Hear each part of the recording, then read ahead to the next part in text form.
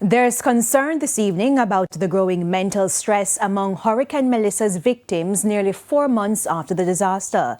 The Jamaica Psychiatric Association says many people may find it increasingly harder to cope with the trauma from the loss, especially as support from relief groups dry up. Ramarda Lyons reports. Electricity, a roof, access to water, consistent food supply. For many in Western Jamaica, these became out of reach post-Hurricane Melissa. For some, up to 100 days. Some, still in that predicament. Dr. Brian Kazara, president of the Jamaica Psychiatric Association, says there's a mental impact. The reality is that persons who experience this have constant worry about survival, which can of course lead to exhaustion and can lead to conditions such as anxiety and depression.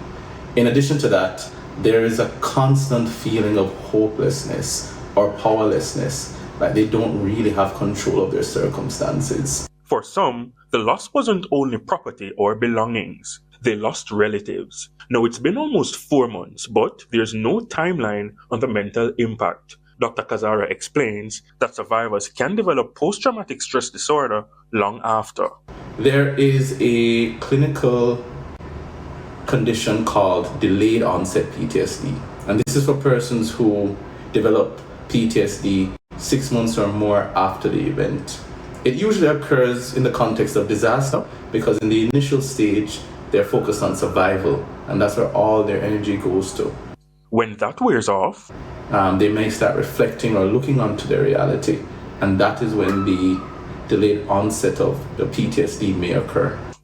You may recall the traffic pileup as relief groups hurried to get into communities in affected areas in the early weeks after Melissa.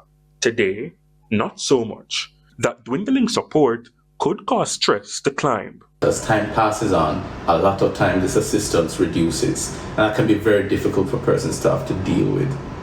In addition to that, a lot of the expectations that they may have had are now going to be thwarted. And that's one of the issues when it takes so long to recover. Dr. Kazara explains that the type of trauma caused by Hurricane Melissa is far different from everyday stress. It tends to deal with experiences that are severe and very unusual for most people, whereas everyday stressors are things that most of us can relate to, can predict, and generally don't have as big an impact.